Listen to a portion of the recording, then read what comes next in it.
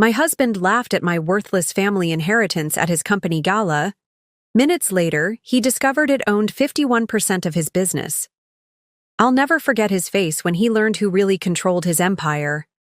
My wine glass trembled slightly as I set it down on the pristine white tablecloth, the deep red liquid rippling like my carefully contained anger. The grand ballroom of the Rosewood Hotel buzzed with Seattle's tech elite, their polite laughter and clicking glasses forming a stark contrast to my husband James's booming voice. Before we jump back in, tell us where you're tuning in from, and if this story touches you, make sure you're subscribed, because tomorrow I've saved something extra special for you. Let me tell you about my wife's inheritance, James announced. To his executive team, his hand heavy on my shoulder. Gabriella here thinks her grandfather left her something valuable. His words dripped with condescension as he addressed the gathered crowd of startup founders and venture capitalists. I maintained my practiced smile, the one I'd perfected over 5 years of marriage, smoothing my black evening gown as if it were the most fascinating task in the world. Around us, crystal chandeliers cast a warm glow over the annual Tech Fusion Company Gala, where my husband loved to hold court as the celebrated CEO of one of Seattle's fastest-growing software companies. You see, James continued, warming to his favorite topic of mockery, her grandfather was this old-school investor, barely knew how to use email. He turned to Alexander Wright, his newly appointed CFO. She keeps all these dusty old stock certificates in a safety deposit box, won't even let me digitize them. The group chuckled nervously, their eyes darting between us. I caught Naomi Parker's gaze across the table. As Tech Fusion's lead counsel, she'd been instrumental in several key acquisitions. Her slight frown was nearly imperceptible, but I recognized it. The same expression she wore when reviewing particularly challenging contracts. Not that my husband knew anything about those meetings. Gabriella, Alexander interrupted smoothly. I'd actually be quite interested in hearing about your grandfather's investment philosophy. Oh, Alex, James waved his hand dismissively. Trust me, it's nothing but ancient paper from dead companies. Right, honey? His fingers dug into my shoulder with what others might mistake for affection, but I felt the possessive pressure behind it. I caught Mason Lewis's eye as he signaled the waiter for another round. As the lead partner at Vertex Ventures, Tech Fusion's primary investor, he seemed particularly uncomfortable with James's display. If my husband hadn't been so focused on himself, he might have noticed the knowing glances exchanged between Mason and me. You know what's truly valuable? James's voice grew louder as he reached for his third whiskey of the evening. Understanding modern technology, digital assets, cryptocurrency. He laughed, encouraging others to join in. Not some yellowed stock certificates from companies that probably don't even exist anymore. I watched the reactions around the table, mentally cataloging each response. 2 phones being checked under the tablecloth, 3 loosened ties, and 1 venture capitalist signaling discreetly for the check. After orchestrating countless investment meetings myself, I could spot a failing pitch from miles away. The future belongs to innovators, James declared, raising his glass. Not to those who cling to the past. Right, darling? He turned to me, with what he probably thought was an indulgent smile. No offense, but some things are better left in that safety deposit box of yours. I raised my glass along with the others, my smile never wavering. If James had been more observant, he might have noticed it didn't reach my eyes. If he'd been less focused on himself, he might have caught the meaningful looks exchanged between me and several board members. If he'd been sober enough, he might have realized that his biggest investors were paying more attention to his wife's reactions than his words. In less than an hour, everything would change. But for now, I was content to play my part, to be the wife with the worthless inheritance for one last evening.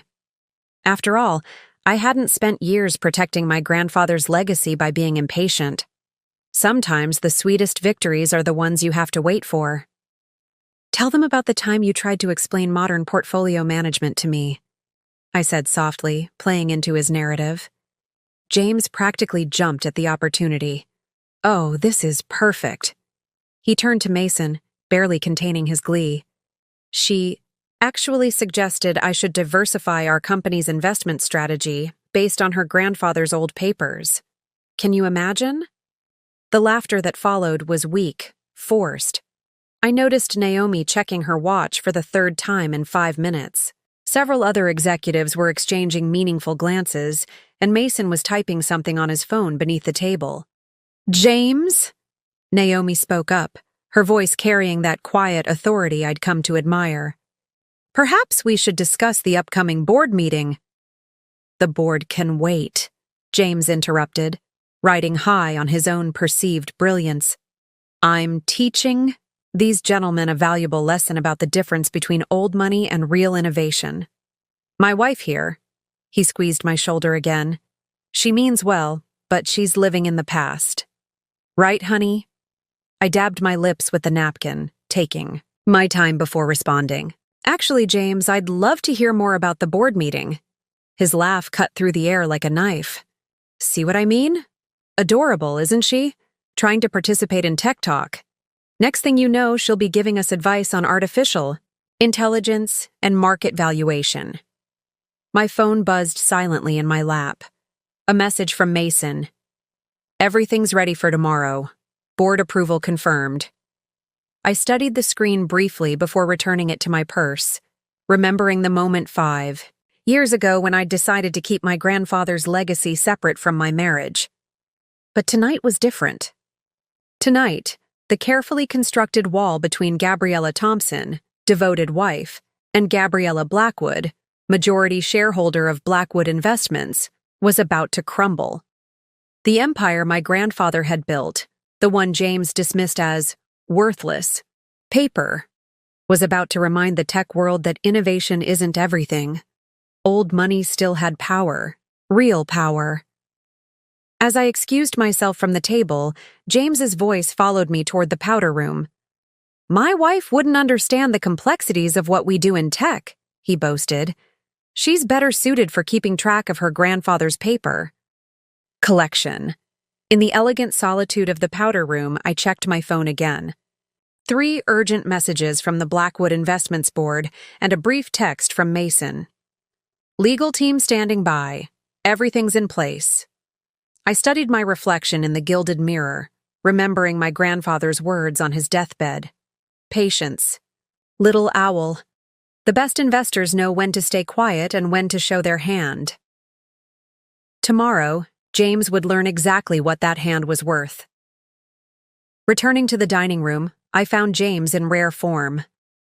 The whiskey had loosened his tongue further, and he was now fully committed to his impromptu lecture on the evolution of modern investment strategies. The crystal chandeliers of the Rosewood's grand ballroom cast dancing shadows across his animated face as he held court. You see, gentlemen, he gestured broadly with his glass, nearly spilling its contents on his $3,000 custom suit. The problem with old-school investors like my wife's grandfather is they never understood disruption. They were too busy collecting dividend checks to see the future. I smoothed my dress as I took my seat, catching Naomi's subtle eye roll. As Tech Fusion's lead counsel, she'd seen her share of James's grandstanding, but tonight's performance was reaching new heights. The ballroom's opulent decor, all gold leaf and crystal, seemed to fuel his sense of self-importance. Tell them about those stock certificates, darling. James turned to me, his words slightly slurred. The ones you keep visiting in that safety deposit box like they're some kind of treasure. He winked at Mason Lewis, who was doing a poor job of hiding his discomfort. She goes there every month, you know. Probably dusts them off and everything. What James didn't know was that those monthly visits weren't about nostalgia. They were board meetings. Blackwood Investments might prefer paper records, but our reach in the modern business world ran deeper than anyone suspected, especially my husband. Actually, James, Mason cleared his throat, I'd be very interested in hearing about traditional investment strategies. Sometimes the old ways... Old ways? James barked out a laugh. Mason, my friend, That's why you're just a venture capitalist. Preparing and narrating this story took us a lot of time, so if you are enjoying it, subscribe to our channel. It means a lot to us. Now back to the story. And I'm a tech visionary. No offense, honey. He patted my hand condescendingly. But your grandfather's approach to business died with him. Tech Fusion represents the future. The irony of his statement wasn't lost on anyone at the table who knew the truth. Tech Fusion's remarkable success had a lot to do with the mysterious angel investor who'd swooped in during their early funding rounds. An investor who insisted on remaining anonymous and communicating only through layers of legal representatives. Speaking of Tech Fusion's future, Naomi interjected, we should discuss the upcoming shareholder meeting. Shareholders, James waved dismissively. That's another thing these old-school investors never understood. In the tech world, it's about vision, not voting rights. Right, Alexander? Alexander Wright, the CFO, shifted uncomfortably in his chair. As the newest member of the executive team, he was still learning to navigate James's moods. Well, actually, voting rights are quite significant. Alexander, James shook his head. You're thinking too traditionally. That's probably why you were surprised by our latest funding round structure. He turned to the table conspiratorially. Would you believe he wanted to do a detailed ownership audit? In a tech company? His laughter boomed across the ballroom, causing several nearby tables to glance our way. I took a slow sip of water, remembering the ownership audit that Alexander had attempted last month. He'd been quietly blocked by a complex web of holding companies and legal entities, all leading back to a safety deposit box in Seattle First National Bank. You know what your grandfather would have done with Tech Fusion? James continued, warming to his favorite topic. He would have demanded dividend payments, traditional board oversight, voting rights. He sneered at the words. He never would have understood our vision for artificial intelligence, blockchain integration, and digital transformation. Mason checked his phone again, then gave me an almost imperceptible nod.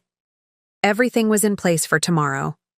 I felt a familiar calm settle over me, the same feeling I had during major investment decisions. Patience had always been my greatest asset. James, I spoke softly, knowing it would make him lean in to hear me. Perhaps we should discuss something. Else? The guests might not find corporate structure as fascinating as you do. His condescending smile was immediate and predictable. See what I mean? He gestured to the table. Always trying to protect me from myself, just like her grandfather, always worried about propriety and traditional business etiquette. The mention of propriety coming from a man on his fifth whiskey of the evening might have been amusing if it weren't so tragic. Around the table, I could see the growing discomfort among Seattle's tech elite. These were people who respected old money, even if they didn't advertise it. You know what the best decision I ever made was? James announced, his voice carrying across the ballroom. Keeping my company private, no traditional shareholders telling me what to do, no quarterly earnings calls, no answering to anyone but my own vision. I caught Mason attempting to suppress a smile. As the lead partner at Vertex Ventures, he knew exactly how private Tech Fusion really was. After all, he'd helped structure the holding companies that obscured Blackwood Investments' controlling interest. Traditional investors, James continued, his voice dripping with disdain. They think ownership is about percentages and voting rights.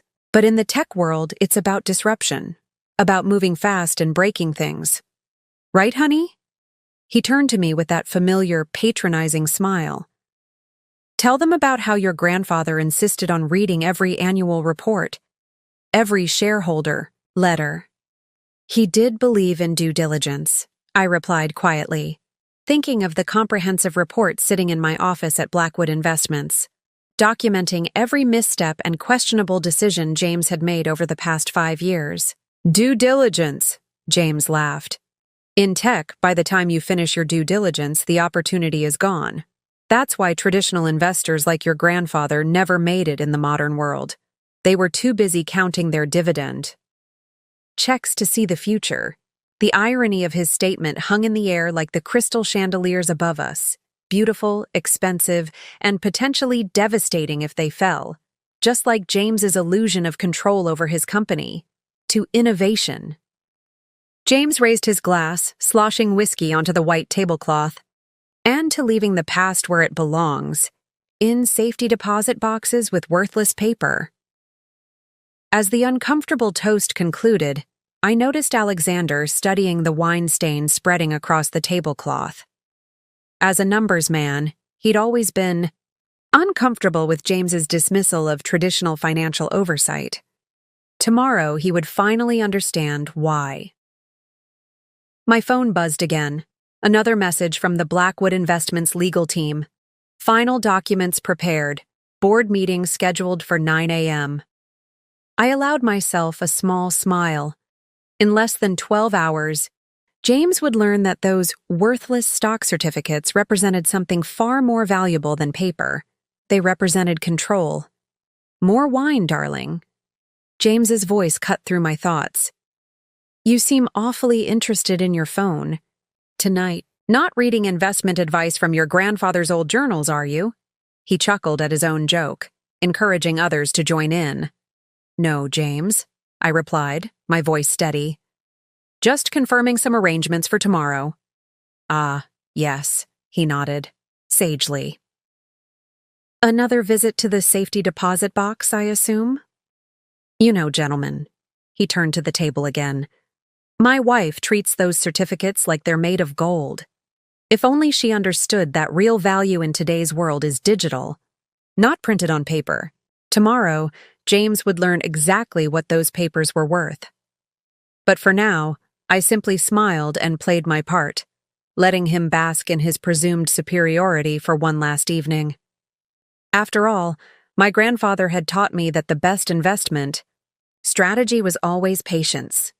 And tomorrow would prove just how well I'd learned that lesson. Your safety deposit box must be getting crowded with all that worthless paper, James announced as the dessert course arrived, his voice carrying across the ballroom with practiced theatricality.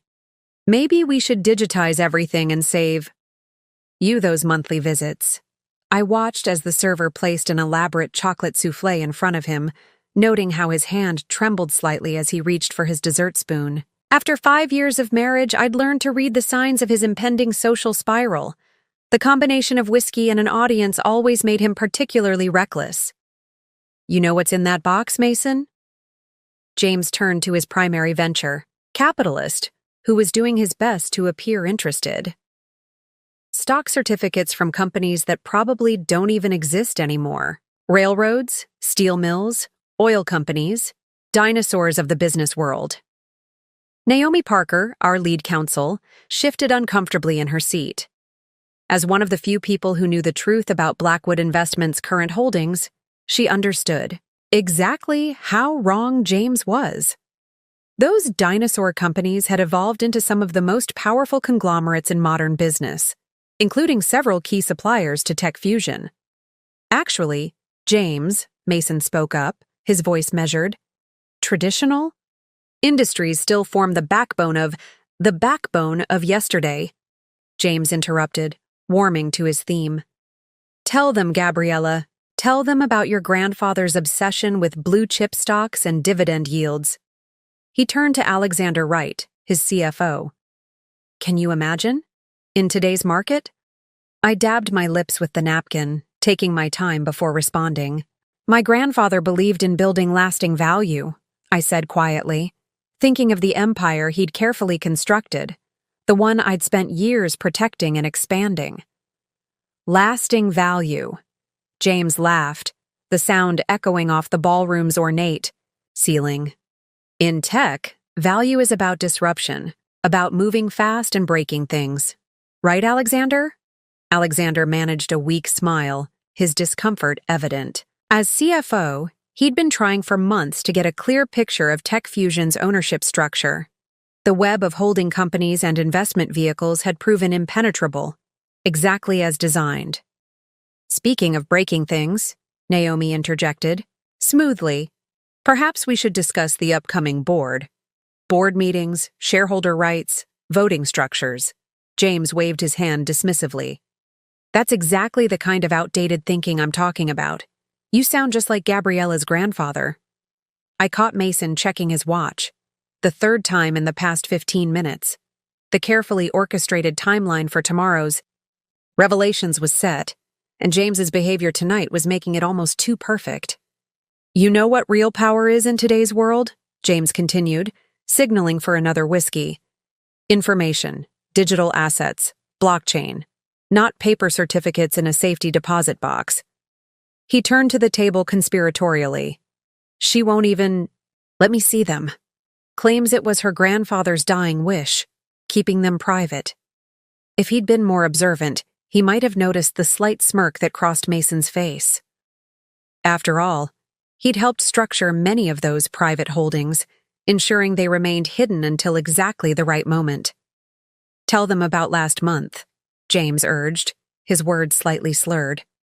When you tried to explain to me about voting, rights and shareholder control, as if that matters in a tech company. I remembered that conversation well. It had been my last attempt to warn him, to make him understand that his dismissal of traditional corporate structures might have consequences. But James, as always, had been too convinced of his own brilliance to listen. My wife, he announced to the table, thinks she understands corporate control because her grandfather left her some old paper in a box. Meanwhile, I'm building the future of technology, transforming industries, creating real value. The irony of his statement wasn't lost on those at the table who knew the truth. TechFusion's transformation had been funded largely by mystery investors, all roads leading back to Blackwood Investments, though James had never bothered to investigate too deeply. To be fair, Alexander attempted to interject. Traditional corporate governance does provide important. Alexander, James cut him off. That's why you're the CFO and I'm the visionary. No offense, Gabriella. He patted my hand condescendingly. But some people are just meant to count numbers, while others are meant to change the world. I felt my phone buzz again in my lap. Another update from the Blackwood Investments legal team. Tomorrow's documents were ready, the press releases prepared, the board members alerted. In less than 12 hours, James would learn exactly what those worthless papers were worth. You know what's funny? James continued, his voice growing louder as the whiskey took its toll. Last week, Gabriella suggested I should consider adding more traditional investors to our cap table. Can you believe it? He laughed, encouraging others to join in. As if TechFusion needs old money when we're inventing the future. Around the HU table, I noticed the subtle signs of discomfort. Loosened ties, checked phones, shifted glances.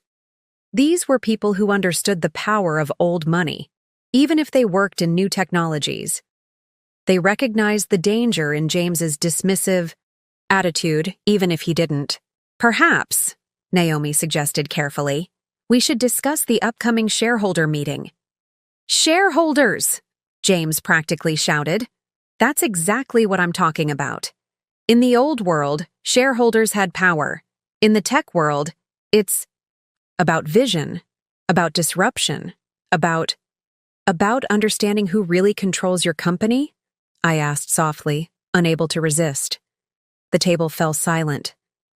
For a moment, I thought I might have tipped my hand too early.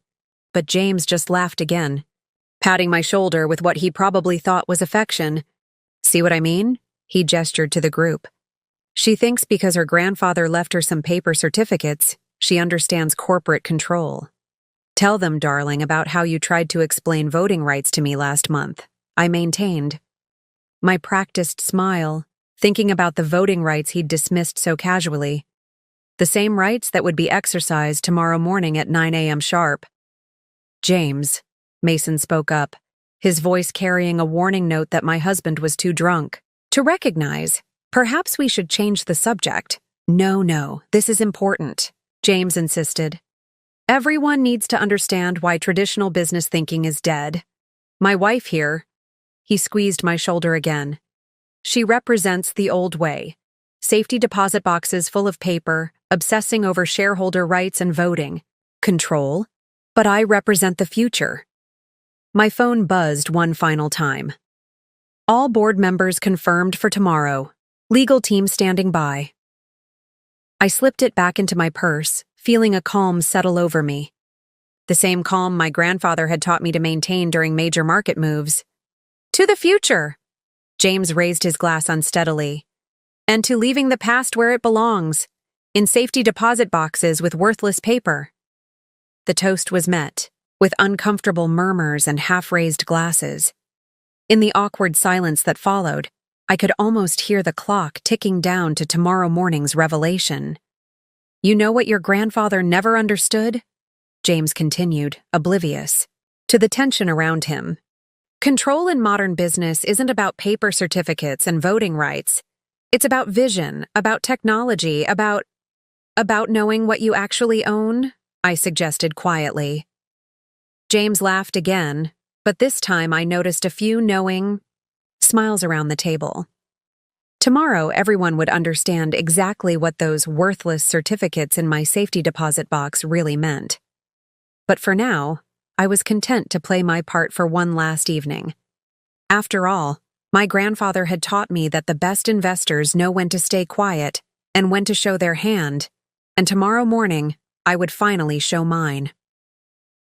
As the gala entered its final hour, I excused myself from the table, leaving James to continue his performance for an increasingly uncomfortable audience.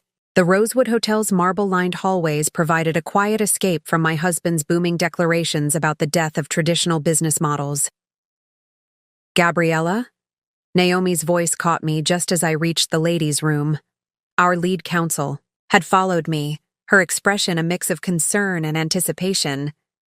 Are you sure you want to go through with this tomorrow? Once we start? There's no going back. The elegant powder room was empty, its golden-framed mirrors reflecting our conversation across the Art Deco-inspired space. I checked my phone again. 3 urgent messages from Blackwood's board members and a final confirmation from our PR team. Do you know what my grandfather told me the day he signed over control of Blackwood Investments? I turned to Naomi, remembering that moment 5 years ago. He said, "Little owl, in business, timing isn't just about when you make your move. It's about waiting until your opponent has positioned themselves perfectly for their own defeat." Naomi leaned against the marble countertop, her designer dress catching the warm light of the vintage sconces. James has certainly positioned himself. That display out there? She shook her head. I've never seen him so dismissive of traditional corporate structures. Because he truly believes he's untouchable, I replied, reapplying my lipstick with steady hands. Tech fusion is his proof that the old rules don't apply anymore. That corporate control is about vision, not voting rights. My phone buzzed again. A message from Mason. Press releases approved. Financial media alerted for tomorrow's announcement. Trading desk ready for market reaction. Alexander tried to warn him, Naomi mused. The ownership audit he attempted last month. If James had paid attention. James sees what he expects to see, I interrupted softly. And he expects to see his wife dutifully visiting her grandfather's worthless stock certificates every month, clinging to outdated notions of corporate governance.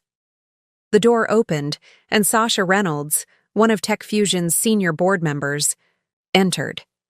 Her eyes met mine in the mirror, and she gave a slight nod.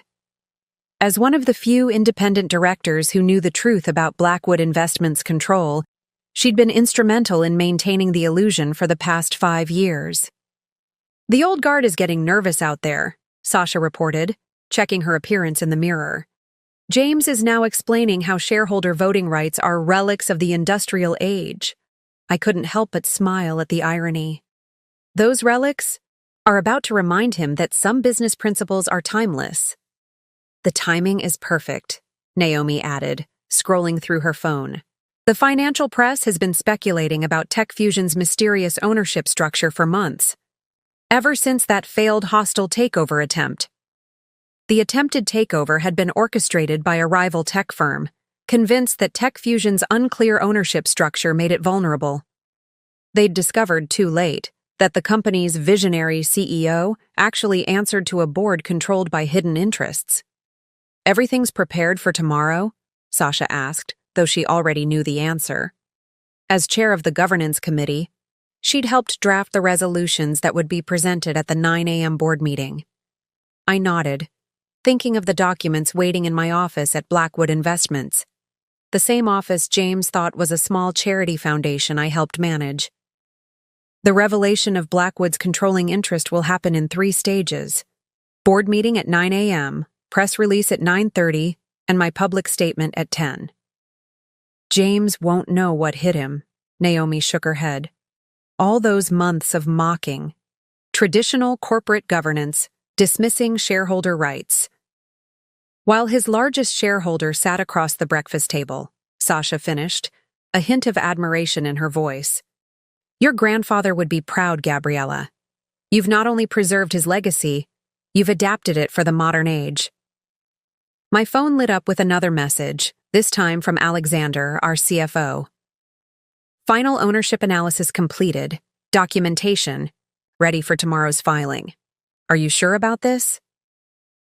Speaking of the modern age, Naomi glanced at her watch. We should get back before James notices we're all missing. He's probably starting another lecture on the obsolescence of paper stock. Certificates. As we prepared to return to the ballroom, I caught my reflection in the mirror one last time.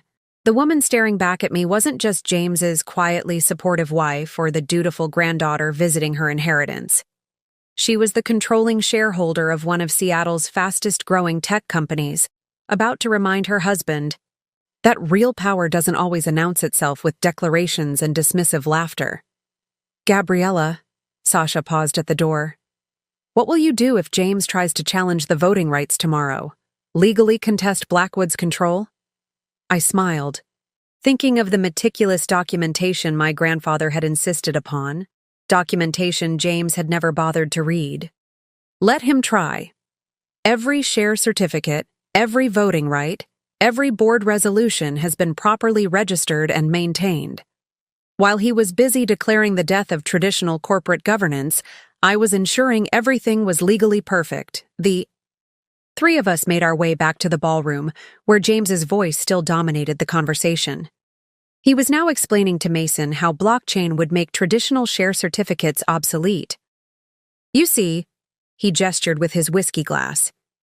In the future, all this paper pushing, all these voting rights my wife's grandfather was so obsessed with, they'll be meaningless. Digital transformation is— James, I interrupted softly, retaking my seat. Perhaps we should let our guests enjoy their dessert without another lecture on corporate governance? He laughed, patting my hand with that familiar condescension. See what I mean? Always trying to protect me from myself, just like her grandfather, always worried about propriety and proper corporate procedure. If he hadn't been so focused on his own voice, he might have noticed the knowing looks exchanged between Naomi, Sasha, and Mason. If he hadn't been 3 whiskeys past professional, he might have caught the subtle nods and glances that spoke of tomorrow's carefully orchestrated revelations. But James saw what he expected to see: a wife clinging to her grandfather's outdated business principles, unable to comprehend his grand vision of technological disruption. Tell them about the voting rights documents you tried to show me last week, he urged, encouraging the table to share his amusement. Pages and pages of legal language about shareholder control and board representation, as if any of that matters. In the age of digital transformation, those same documents would be presented to the board tomorrow morning, revealing that Blackwood Investments, through a complex web of holding companies, controlled 51% of TechFusion's voting shares. James's grand vision had been funded and controlled by the very traditional corporate structures he mockingly dismissed. To the future! James raised his glass again, his words slightly slurred. And to leaving behind all those worthless papers, in safety deposit boxes. I joined the toast, my smile never wavering. In less than 12 hours, those worthless papers would remind the business world that some principles of corporate control never go out of style. The drive home from the Rosewood Hotel was silent except for James's occasional self-congratulatory mumbling about his performance at the gala. Seattle's late-night streets glistened with typical autumn rain, the droplets catching the glow of streetlights like tiny diamonds, not unlike the way James's tech empire would shatter in just a few hours. Showed them. Showed everyone. Future of technology, he slurred from the passenger seat, his head lolling against the window. I'd insisted on driving, knowing his state, and, more importantly, needing to make one last stop before heading home. We need to stop by my charity office, I said casually, turning down Madison Avenue. I left some important papers for tomorrow's meeting. James merely grunted in response. In 5 years, he'd never once visited my supposed charity office, a fact that had made it the perfect cover for Blackwood Investments' Seattle headquarters.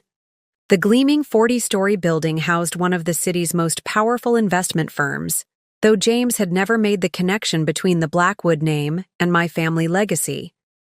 You know what's funny? James suddenly perked up as we pulled into the private underground garage. All those old companies your grandfather invested in, they probably don't even exist anymore. Imagine still believing in paper certificates in 2025? I smiled faintly as I parked in my reserved spot, marked CEO, though James was too far gone to notice. I won't be long, I said softly, but he was already dozing off again. The elevator recognized my fingerprint shooting straight up to the executive floor. At 11:30 p.m., the office was quiet but not empty. Mason, Naomi, and Sasha were waiting in my corner office, along with Alexander, who'd left the gala early to finalize tomorrow's documentation. That was quite a performance your husband put on. Tonight? Sasha said, her voice tight with controlled anger. I don't know how you've managed to keep this secret for so long, Gabriella. I settled behind my desk, the familiar leather chair grounding me. The wall of windows behind me offered a spectacular view of Seattle's skyline, the Space Needle illuminated against the night sky. James sees what he expects to see, I replied. And he expects to see his wife faithfully visiting her grandfather's worthless legacy every month. Alexander slid a folder across my desk. The final paperwork is ready. Once you sign these, we can proceed with tomorrow's revelation of Blackwood's controlling interest in Tech Fusion. Are you absolutely sure about this? Mason asked quietly. It will effectively end his control over the company. I opened the folder, uncapping my Mont Blanc pen, a gift I'd given myself after my first billion-dollar acquisition. James built his reputation on 3 pillars: his visionary leadership, his dismissal of traditional corporate governance, and his absolute control of Tech Fusion. I looked up at my colleagues, my friends who'd kept my secret all these years.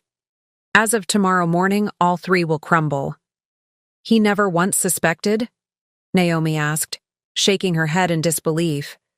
Even though Blackwood Investments has been outperforming every major tech fund for the past 5 years? I signed the final document with a flourish. James's ego wouldn't allow him to see it. Do you know he actually laughed when he heard rumors that Blackwood was run by a woman? Said it had to be fake news because women don't have the killer instinct for modern finance.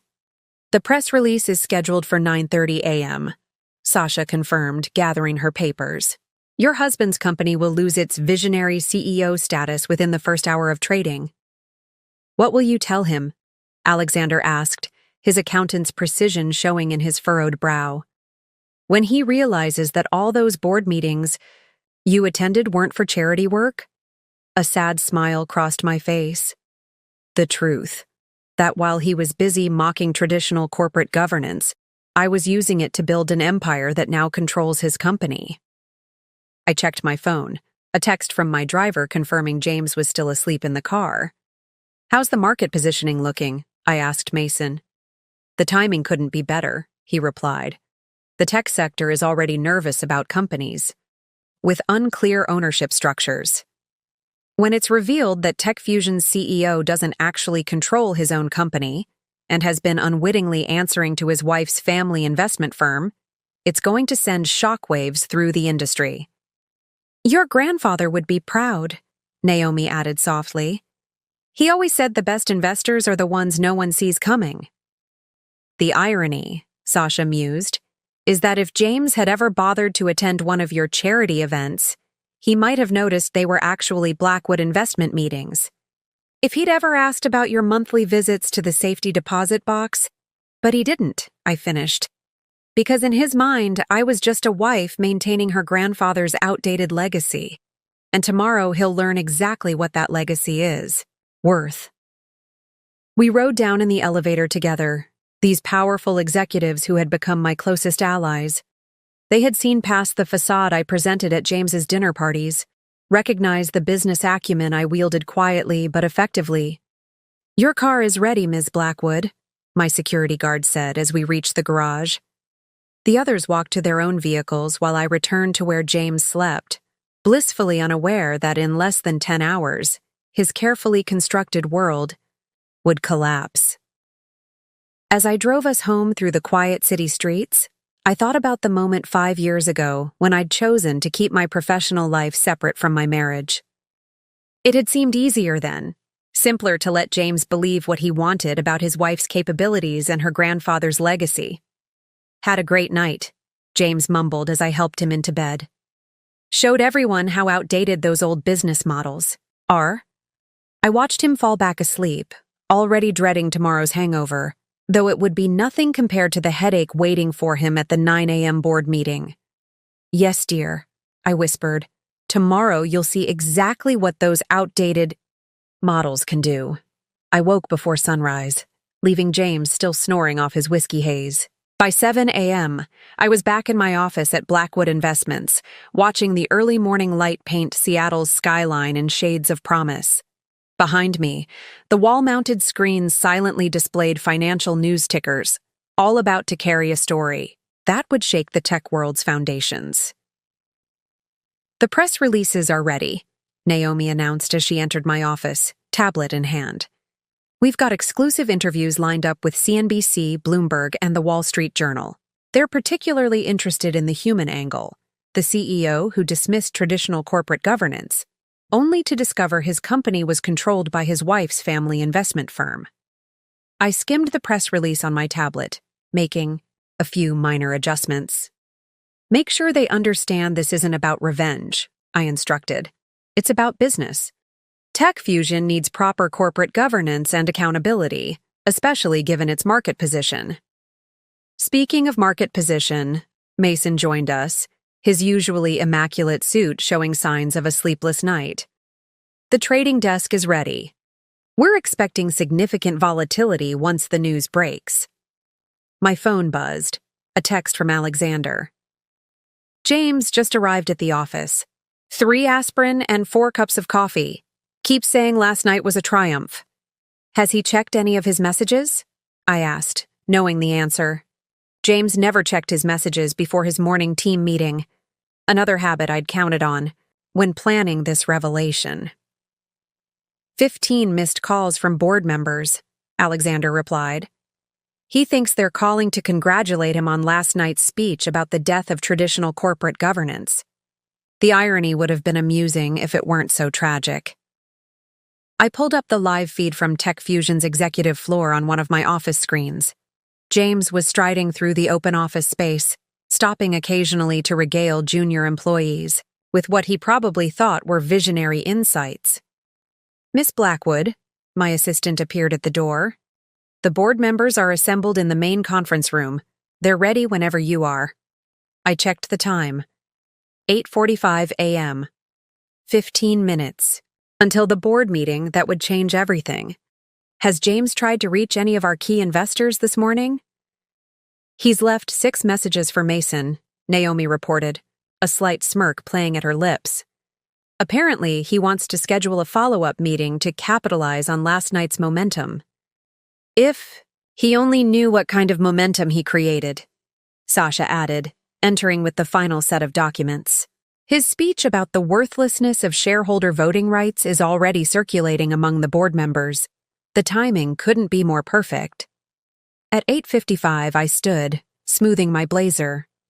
Is everyone in position? Mason nodded. trading desk, is ready for the market reaction. PR team is standing by. Legal has triple-checked every document. And James? Just sat down in the Tech Fusion boardroom, Alexander confirmed, checking his phone. Still hasn't read any of his messages. He's telling everyone about how he educated the city's top investors about the obsolescence of traditional corporate structures. Then it's time, I said quietly, gathering my papers. Shall we go educate him about those structures? The walk to Tech Fusion's offices took exactly 3 minutes. One of the reasons I'd chosen this building for Blackwood's headquarters years ago. As we rode up in the elevator, I thought about all the times James had dismissed my grandfather's business principles, mocked my monthly visits to the safety deposit box, laughed at the idea of traditional corporate governance. Ready? Naomi asked as the elevator doors opened on Tech Fusion's executive floor. I checked my watch. 8:59 a.m. Time to show my husband exactly what those worthless papers are worth. James's voice carried through the boardroom doors. Once everyone arrives, I want to discuss expanding our digital transformation initiatives. Last night proved that the old guard is finally ready to embrace our vision. I pushed open the doors, followed by Mason, Naomi, and Sasha. The conversation in the room died immediately. James, standing at the head of the table, faltered mid-sentence. Gabriella? His confusion was evident. What are you doing here? And why are Mason and Naomi with you? Good morning, James, I said calmly, taking my seat at the opposite end of the table. I believe it's time we had a proper discussion about corporate governance. Corporate governance? He laughed, though there was an edge of uncertainty in his voice.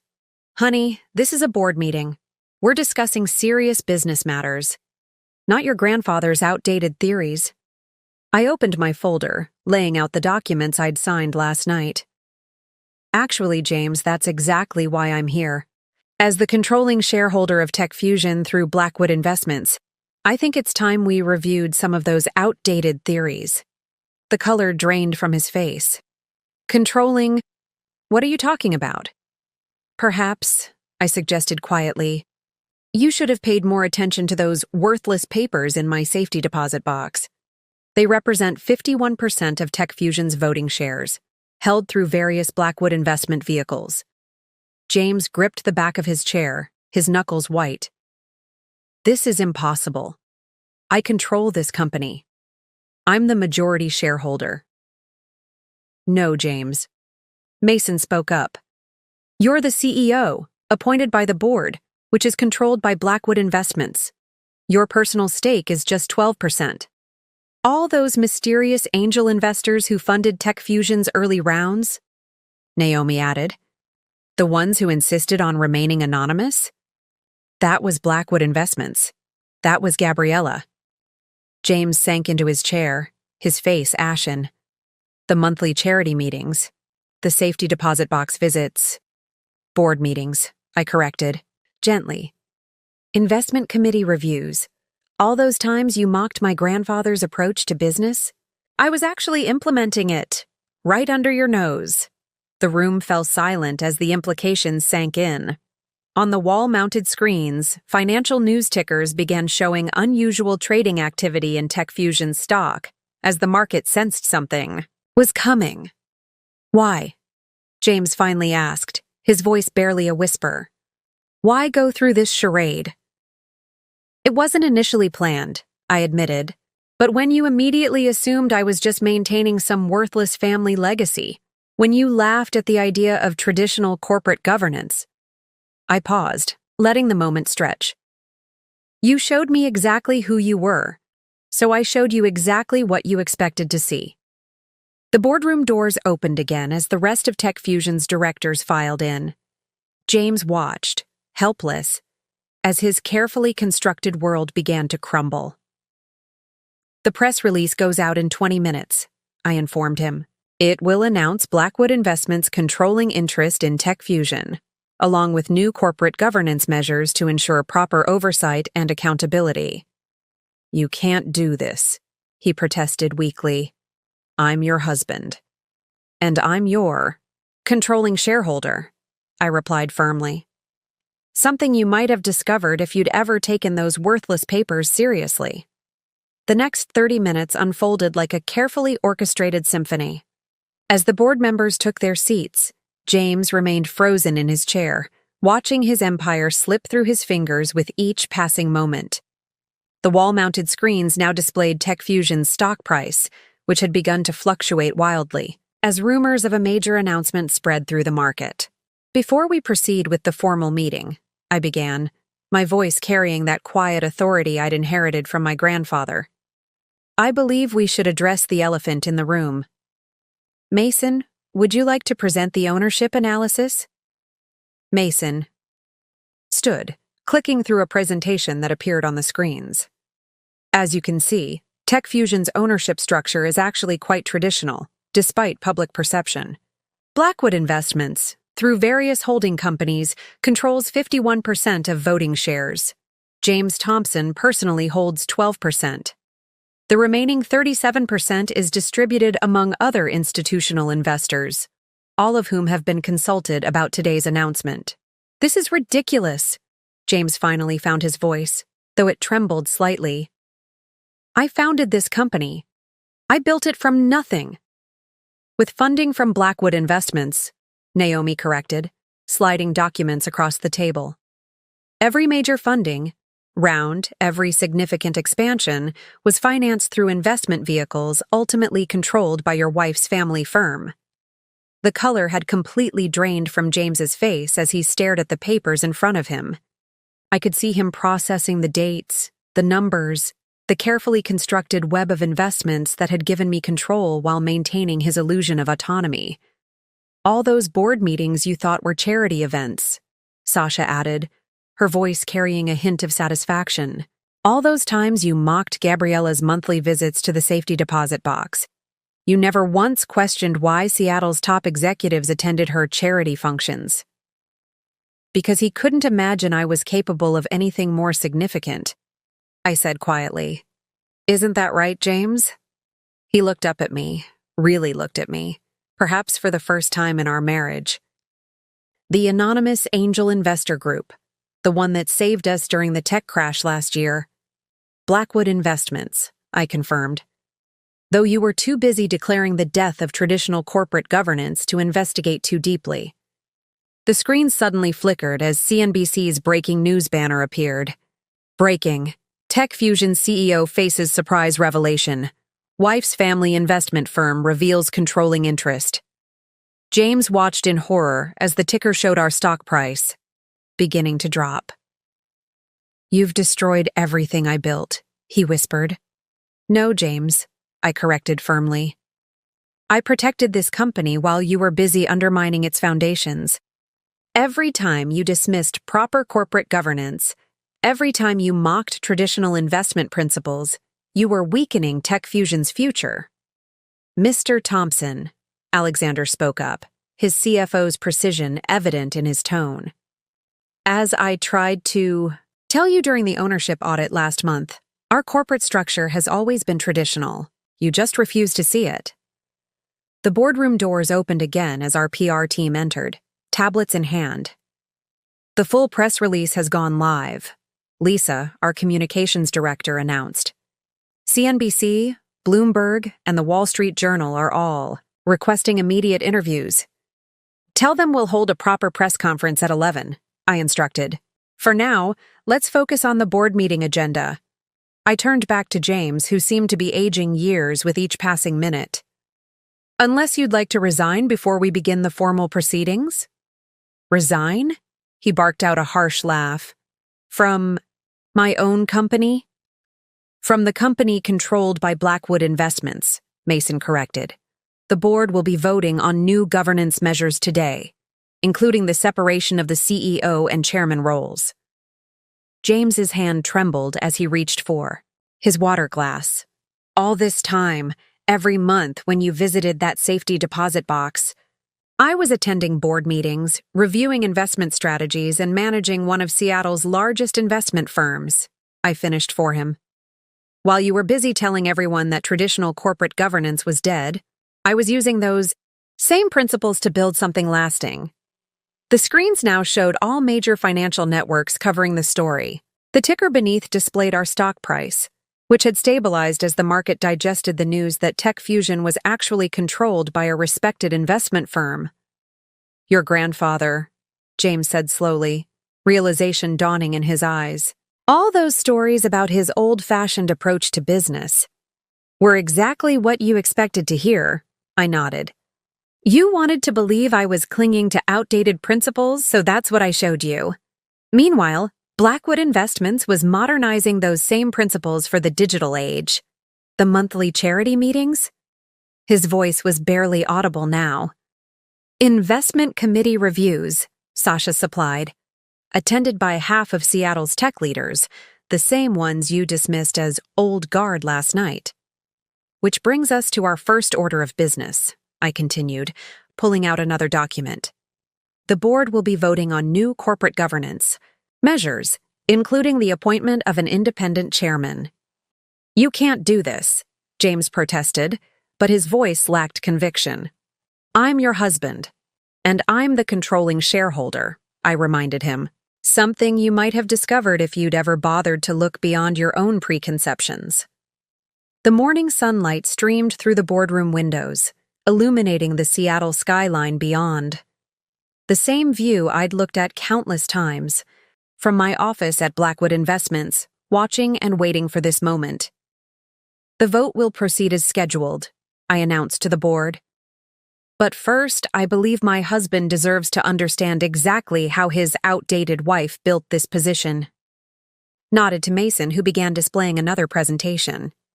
Over the past 5 years, Blackwood Investments has systematically acquired controlling interest in key technology companies, always through complex holding structures that masked our involvement. Tech Fusion was actually one of our earliest investments. "Every time you dismissed traditional corporate governance," Naomi added, "you were actually making our job easier. No one looked too closely at the ownership structure because you kept insisting it didn't matter." The next hour moved at a dizzying pace. Outside the boardroom windows, Seattle's skyline seemed to mock James's crumbling empire as financial networks broadcast the story that was shaking the tech world.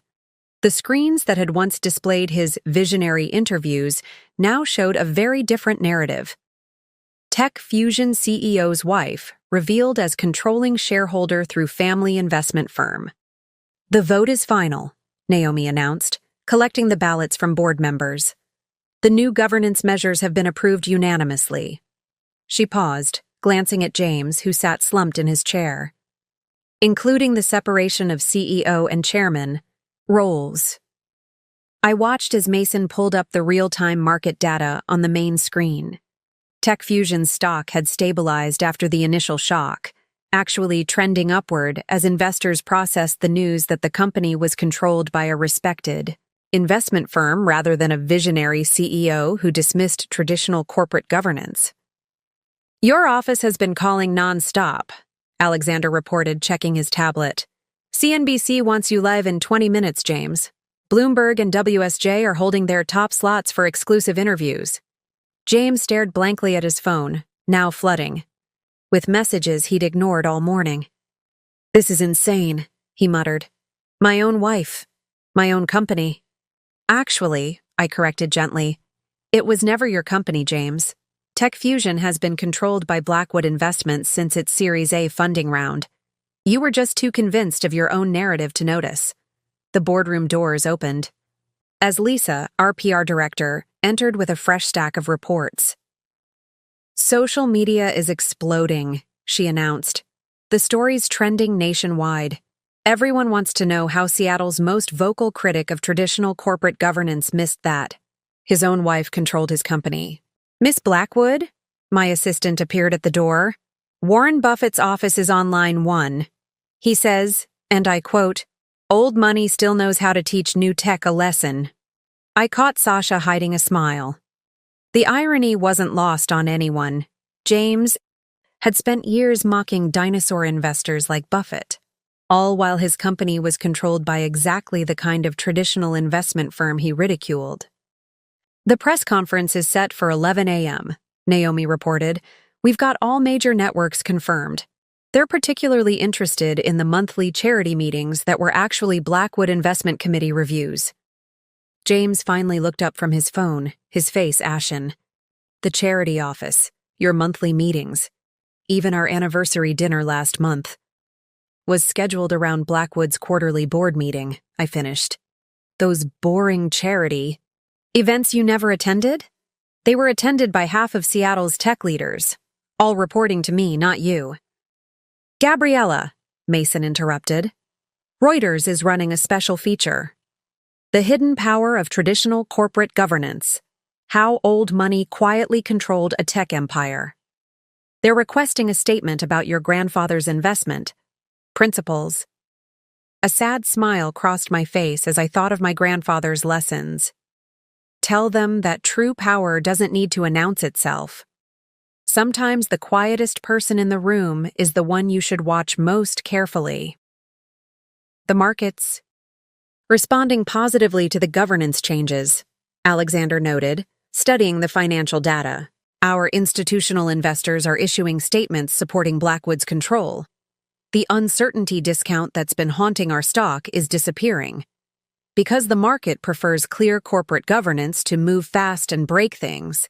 Philosophy, Sasha added, unable to resist the dig at James's favorite phrase. Miss Blackwood? My assistant appeared again. The Financial Times wants to know if you'll write an op-ed about hidden female leadership in tech. They're calling it The Wife Who Wasn't, How Gender Bias Helped Hide a Tech Empire. James pushed back from the table suddenly, his chair scraping against the floor. This is all very entertaining. His voice cracked with barely controlled emotion. Watching my life's work become a media circus. But what about our marriage, Gabriella? What about trust? The room fell silent. I studied my husband, the man who'd spent years dismissing my capabilities, mocking my family's legacy, and declaring, the death of traditional business principles. Trust, James. I kept my voice level. Like trusting that your wife could understand business? That she might have valuable insights? That her family's legacy might be worth respecting? That was different, he protested weakly. I was trying to protect you from what? I interrupted. From success? From power? From being taken seriously in the business world? I gestured to the screens showing Tech Fusion's strengthening stock price. I built this position while you were busy declaring that women don't understand modern business. Every time you dismissed my capabilities, you made it easier for me to work in the shadows. The press conference starts in 30 minutes. Lisa reminded us. We should prepare for the public questions about how this remained hidden for so long. The truth, I said firmly, standing. We'll tell them the truth. That sometimes the best way to hide power is to let people believe exactly what they expect to believe. As the room began to clear, James remained seated, staring at the documents that detailed Blackwood's control of his company. All those times I bragged about being independent from traditional investors. You were actually reporting to one, I finished. You just didn't know it because you couldn't imagine your wife being anything more than a charity event organizer. The safety deposit box, he said slowly. Those worthless certificates are worth about $2.1 billion at current market prices, Mason supplied helpfully, though that value's likely to increase now that the market knows Tech Fusion has proper corporate governance. The Rosewood Hotel's grand ballroom, the same room where just 12 hours ago James had mocked my worthless inheritance, now buzzed with different energy. Journalists packed the space, their cameras trained on the podium where I would soon make my first public appearance as the controlling shareholder of Tech Fusion. 5 minutes until we go live, Lisa announced, adjusting my microphone. Every major network is carrying this. The story's already being called the greatest corporate revelation of the decade. I caught my reflection in the ballroom's ornate mirrors, the same ones that had witnessed James's condescending performance last night. My navy blazer and crisp white blouse projected exactly what I needed: competence, control, and calm authority.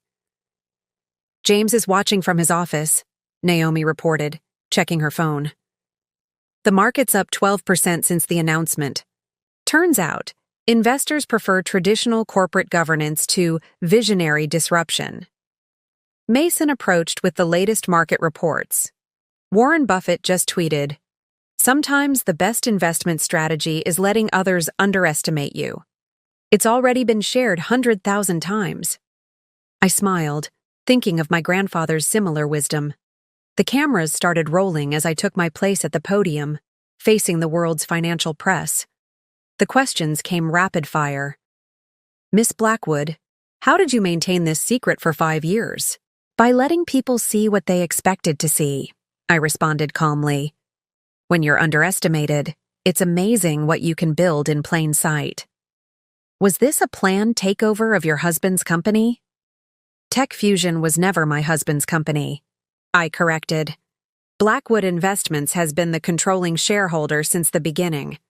We simply allowed James to maintain his preferred narrative about independent tech leadership."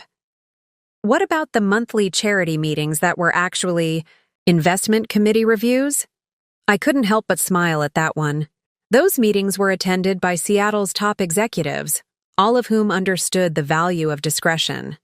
Sometimes the best way to hide power is to let others dismiss it. "Miss Blackwood," a reporter from Bloomberg pushed forward. "Your husband repeatedly mocked traditional corporate governance. Was this revelation planned as revenge?" "This isn't about revenge," I stated firmly. "It's about proper corporate governance and responsible business management. Tech Fusion needs structure and accountability to reach its full potential." The questions continued for an hour, each one peeling back another layer of the story that was captivating the business world. Finally, Lisa called for a break, and I stepped away from the podium to find Sasha waiting with more updates. "The Wall Street Journal is running a special feature," she reported. "The Power of Paper: How Old-School Corporate Governance Outsmarted Silicon Valley. They want to interview you about your grandfather's investment principles. James is on his way down," Naomi warned, appearing at my elbow. "He's demanding a private conversation." I nodded, having expected this. "Use the small conference room. Make sure the cameras can't see us." Moments later, James burst into the room, his usual polished appearance notably disheveled. "Are you happy now?" he demanded. "You've humiliated me in front of the entire business world." "You humiliated yourself, James," I replied quietly. "Every time you mocked traditional investors, every time you dismissed proper corporate governance, you were undermining your own credibility." "This is insane," he paced the room. "My own wife, secretly controlling my company through some old money investment firm." "Again, it was never your company," I corrected. "And Blackwood Investments isn't just some old money firm. We manage over $50 billion in assets, all while you were busy declaring the death of traditional investment principles." "The charity meetings." He stopped pacing, realization dawning. "All those executives who attended, they were reporting to you, weren't they?" "They recognized the value of proper corporate governance," I explained, "while you were busy moving fast and breaking things. We were building something sustainable." "And our marriage?" His voice cracked slightly. "Was that just part of your investment strategy too?" I felt a moment of genuine sadness. "I loved you, James, but you could never see past your own preconceptions. Every time I tried to discuss business, you dismissed me. Every time I offered insights, you laughed them off. Because I thought you were just..." He trailed off, realizing how it would sound. "Just a wife?" I finished for him. "Just someone maintaining her grandfather's outdated legacy? That's exactly what you were supposed to think. Your dismissal of traditional corporate governance made it easy to work in the shadows." The door opened as Lisa peeked in. "Miss Blackwood, Harvard Business School is on the line. They want you to give a guest lecture on hidden power structures in modern business." James laughed bitterly. "Of course they do. Everyone wants to hear from the wife who outsmarted her tech visionary husband." "No," I corrected.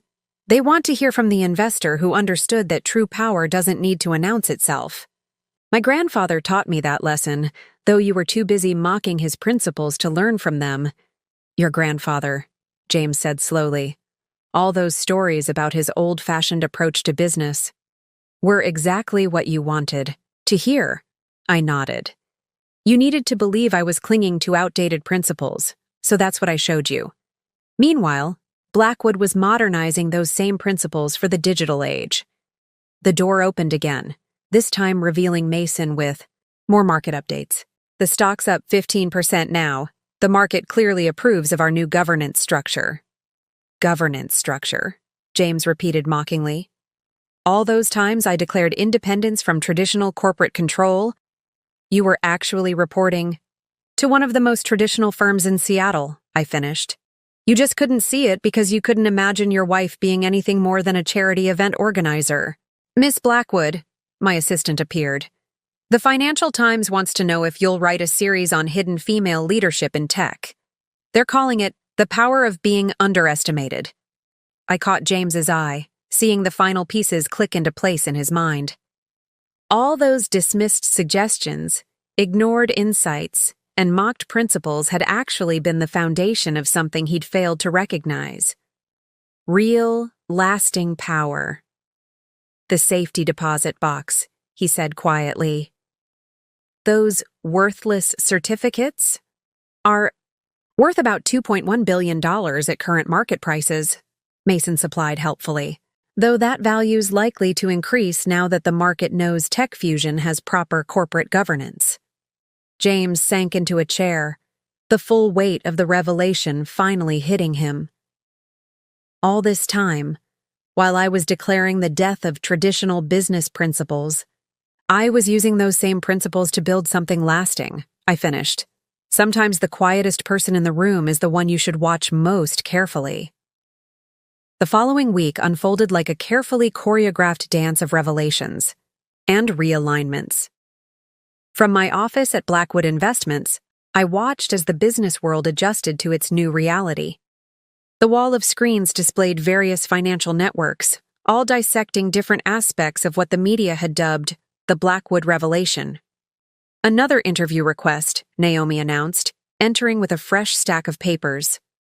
Forbes wants you on their cover, The Hidden Hand, How Traditional Corporate Governance Conquered Tech. I glanced at TechFusion's stock ticker, which had stabilized at 30% above its pre-revelation price. The market had spoken clearly. Proper corporate governance was worth more than disruptive vision. James signed the separation agreement this morning, Mason reported, taking his usual seat by the window. He's stepping down as CEO, though. He wants to maintain his 12% stake. Let him keep it, I replied, signing another stack of documents. It might teach him the value of being a minority shareholder under proper corporate governance. The Seattle skyline stretched out beyond my office windows, looking different somehow. Clearer, perhaps, now that I no longer had to maintain the illusion of being just James's wife with an outdated inheritance. The Harvard Business Review piece is ready for your approval, Sasha added, sliding a tablet across my desk. The Power of Paper, How Traditional Corporate Governance Silently Shaped the Tech Revolution. They're particularly interested in your grandfather's investment principles. I smiled, thinking of those principles, the same ones James had mocked so consistently. My grandfather always said that true power doesn't need to announce itself. It just needs to be patient. Speaking of patience, Alexander entered with, the latest financial reports. Our institutional investors are thrilled with the new governance structure. The uncertainty discount that plagued our stock has completely disappeared. My phone buzzed with a text from James. Meeting at the house. Tonight? We need to talk about what happens next. Miss Blackwood, my assistant appeared at the door. Warren Buffett's office called again. He'd like to have dinner next week to discuss, in his words, how old money taught new tech a valuable lesson. The irony wasn't lost on me. James had spent years dismissing investors like Buffett as dinosaurs, unable to comprehend modern business. Now, those same dinosaurs were celebrating Blackwood's strategic patience. The Wall Street Journal is running a special series, Lisa announced, pulling up the preview on my tablet. The Renaissance of Corporate Governance: How Traditional Business Principles Quietly Conquered Silicon Valley. They want to feature Blackwood as the centerpiece. I studied the draft article, noting how it emphasized the value of traditional corporate governance in the modern age. Make sure they understand this isn't about old versus new, I instructed. It's about combining proven principles with modern opportunities. Like your grandfather always said, Sasha smiled. The best investors know when to stay quiet and when to show their hand. Another text from James appeared. The house feels empty without you. Everything feels empty now. I pushed back from my desk, walking to the window.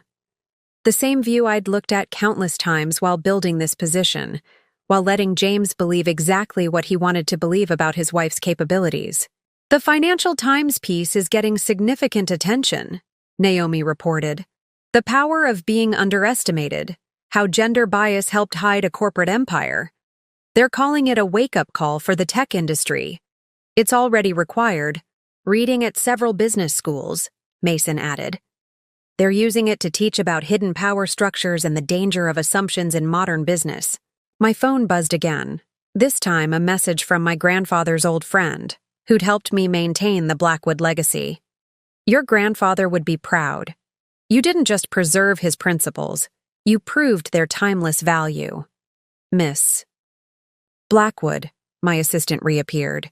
The New York Times wants to do a profile. The wife who wasn't, how traditional corporate governance outmaneuvered Silicon Valley. I turned back to my team. These people who'd helped me maintain this delicate balance for 5 years. Schedule the Times interview, I decided. It's time to show the world that corporate governance isn't about old versus new. It's about building something lasting. And James? Naomi asked quietly. What do you want to do about his request to talk? I thought about my husband, soon to be ex-husband, and his journey from mockery to understanding. Tell him I'll meet him at the house tonight. Some conversations need to happen in private. The press will want to know about the personal angle, Lisa warned. They're already speculating about how this affects your marriage. Then we'll give them the truth, I replied. That sometimes the best way to lose power is to dismiss those you think don't have any. My phone lit up with another message, this time from the safety deposit box facility. Your monthly appointment is tomorrow, Miss Blackwood. Though I suppose you won't need to maintain the pretense anymore. I smiled, remembering all those visits that James had dismissed as sentimental attachment to worthless paper. Actually, I replied, I think I'll keep the appointment. Some traditions are worth maintaining. The afternoon sun cast long shadows across my office as I prepared for the evening ahead. On the screens, financial analysts continued to dissect the revelation that had shaken the tech world's foundations. But the real story, I knew, wasn't about hidden power or corporate governance. It was about patience, about letting others see what they expect to see, and about building something lasting while everyone else was busy declaring the death of traditional principles. Miss Blackwood? My assistant's voice interrupted my thoughts. Your car is ready whenever you want to head home. Home. The word felt different now. Like everything else, it had been transformed by the revelation of truth, by the dropping of pretenses. Tell James I'll be there in an hour, I decided. Some conversations are worth having face to face. The drive to what had once been our home felt different now.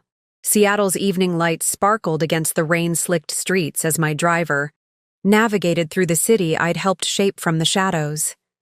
The same route I'd taken countless times, pretending to be just a wife returning from charity meetings, now felt like a victory lap. James was waiting in the living room when I arrived, the wall of windows behind him offering a view of the city lights. The same view he'd once claimed as a symbol of his tech empire's success, not knowing it was actually built on Blackwood Investments' foundation. You could have told me, he said quietly, as I set my purse down on the marble counter. All those years, all those times I dismissed your grandfather's principles. Would you have listened? I asked, remembering countless dinners where he'd mocked traditional corporate governance. Or would you have seen it as proof that women don't understand modern business? He flinched at that, perhaps remembering his own words from countless social occasions. The safety deposit box visits, the charity meetings, board meetings, I corrected gently, investment committee reviews, strategy sessions with the same executives you dismissed as old guard dinosaurs. The room fell silent except for the soft patter of rain against the windows. On the coffee table, financial magazines bore headlines about the revelation that had shaken the tech world. The hidden hand of traditional governance, and how old money quietly controlled tech's future.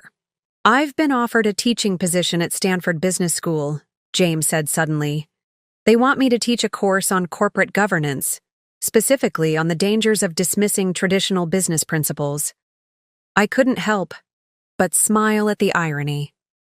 The student becomes the teacher? More like the fool becomes the cautionary tale, he replied bitterly. The tech visionary who couldn't see that his own wife controlled his company through old-school corporate governance. It wasn't about control, James, I said, moving to the window. It was about building something lasting. Something that would prove my grandfather's principles still had value in the modern world. While I was busy declaring their death, he finished. God, Gabriella, do you know how many times I mocked those principles in board meetings, in press interviews?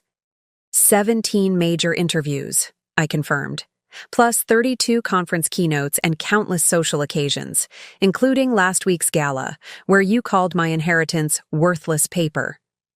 He sank into the leather armchair, the same one where he'd often lectured me about the obsolescence of traditional business models.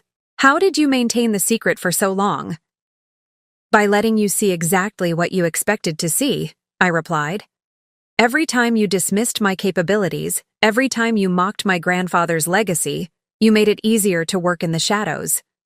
My phone buzzed, another message from the Financial Times. Final draft ready for your approval. The power of being underestimated. How gender bias helped hide a corporate empire. The press is calling it the greatest corporate revelation of the decade, James noted, gesturing to the magazines. The wife who outmaneuvered Silicon Valley while being dismissed as a charity event organizer. The press loves a good story, I acknowledged, but the real lesson isn't about deception or control. It's about the danger of assumptions, about the power of patience, about the value of traditional principles in a modern world. Your grandfather, James said slowly, all those stories about his old-fashioned approach to business were exactly what you needed to believe, I finished. You needed to see me as someone clinging to outdated principles, so that's what I showed you. Meanwhile, Blackwood was modernizing those same principles for the digital age.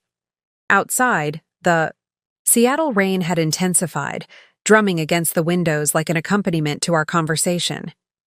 Each drop seemed to echo the falling pieces of James's carefully constructed worldview. I've been asked to resign from the tech industry's Innovation Council, he said, a hint of irony in his voice. Apparently, being outmaneuvered by traditional corporate governance doesn't inspire confidence in one's visionary status. And yet, Tech Fusion's stock is up 35% since the revelation, I pointed out. The market seems to prefer clear governance to disruptive vision. My phone buzzed again, Mason this time. Harvard Business School case study approved. The Blackwood revelation. Traditional governance in the digital age will be required. Reading next semester. You know what the worst part is? James looked up, his face showing the weight of realization. If I had ever bothered to attend one of your charity events, if I'd ever taken your insights seriously, we could have built something remarkable together, I finished softly. Instead of working in parallel, instead of maintaining this divide, instead, I became the cautionary tale. He nodded. the tech visionary who was so busy declaring the death of traditional business principles that he couldn't see them working right under his nose. I moved to gather my things, our conversation drawing to its natural close. The divorce papers will be ready next week. You can keep your 12% stake in Tech Fusion. Consider it a lesson in being a minority shareholder under proper corporate governance.